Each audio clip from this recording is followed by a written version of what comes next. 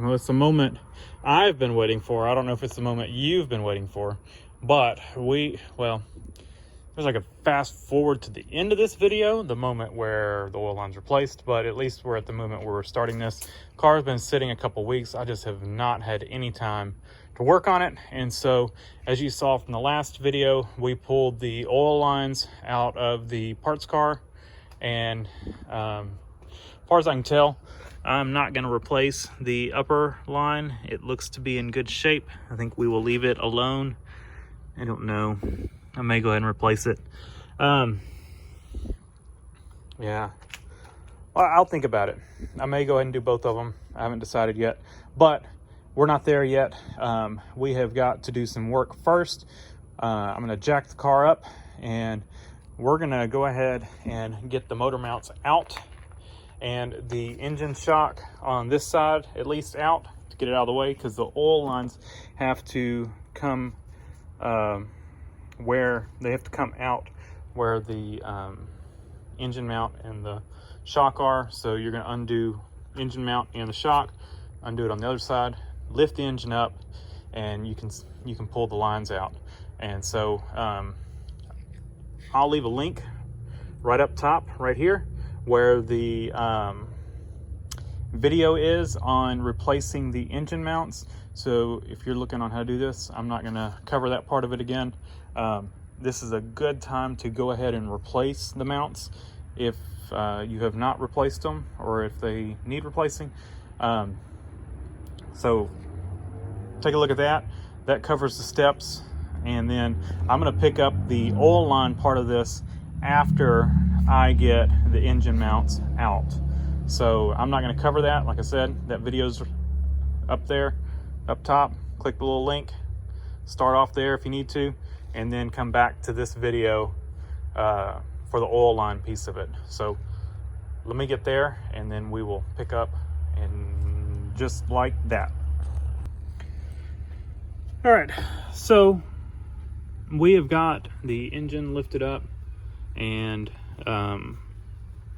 got the engine mount out, and the shock's in place on the other side. It's just unbolted. I just undid the top bolts so it could have some give to it, so we could lift the engine up further. But on this side, I went ahead and pulled it completely out, and it was actually, the nut was stripped out on it, so I had to cut it off. But I've got another, the shock itself was no good. I've got a better one that came off a parts car that I'm going to put in its place with a mount as well, because this mount is no good. As you can see, it pulled out as well. So we're going to replace that mount and the shock, but that's not what this video is about. So that gives us room to get the lines out. It also gives us a little more room to work. You've got two clamps that hold these lines in place. And so if you can look down here, you see that bolt right there? That is part, you can see it's a clamp. See the bolt and then the clamp that goes around the line. That holds the lines down. Now the one on my parts car didn't have that clamp. It was gone. It had oil lines replaced on it, and somebody didn't put the line back, I guess. And then over here, you've got a clamp right here, this bolt right here. And so that's what clamps it in. And then you've got the oil lines themselves are right here. Now, no, come on. It's focusing on all these vacuum lines. Right, there's one right there, and there's one right there. And so get this straight.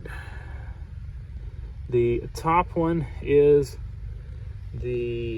looks like the bottom, top one, the bottom line, the top one. No, bottom one is the bottom line, and top one is the top line. So easy to remember, bottom's bottom, top is top.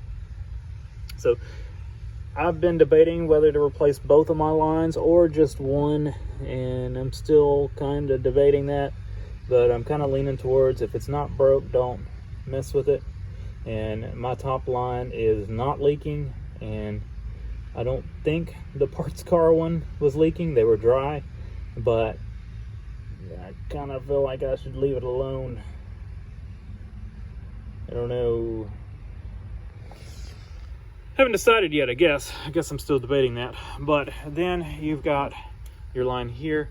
This one's the top one, of course, and you got the bottom one down there. Be very careful with these. I think these are aluminum fittings, if I remember right, and they strip out easily. So be very careful here. Probably also want to get a backup wrench on here to hold that. You're gonna need a thin wrench, and just be real easy. The lines are prone to getting stuck in the fittings, and so be careful with that as well, especially if you're pulling some off of like a car out of the junkyard or something, which you don't want to happen down the bottom, because mine was trying to do it as well. Is you start turning that and the lines trying to twist. You do not want to, I think that's a solder, I don't know if that's a soldered fitting or what, or if it's just pressed. You do not want to either twist this line off or damage it right here because it's stuck here. What I did is I kind of worked it back and forth. I kind of hammered on the nut lightly, just a little bit, just to try to break this, you know, kind of shock it just a little bit to break it loose, and I got it to break loose. So what we're gonna do is go up underneath, and I think our best bet is, while these lines are still in the clamps, we're gonna go ahead and break the line loose. Like I said, I don't think I'm gonna do the top line because it's not leaking. So we're just gonna undo the bottom line. And like I said, I am like, it's Mercedes-Benz line right here, and you can see it's stamped Mercedes, and it's not leaking. Yeah, what do I do? What do I do? Still debating. This is the line. If you haven't been following along with this, I repaired these lines. They were leaking. Use this style clamp. It's got this that catches the little lip right here, and I thought this was a good fix, but it blew the bottom line off as a temporary fix. I had to get towed home if you didn't watch that video, and just to make sure, because it blew off, and I needed to make sure the engine was still good. I double clamp, put the line back on there, put 2 hose clamps on it, filled it back up with oil, and I'm okay. The engine's good. I shut it off quick. So let's get underneath. I will show y'all where all this stuff is. I've showed you the 2 upper clamps. We'll get a view from the bottom on these 2. It's probably going to be the best to try to do it from the bottom.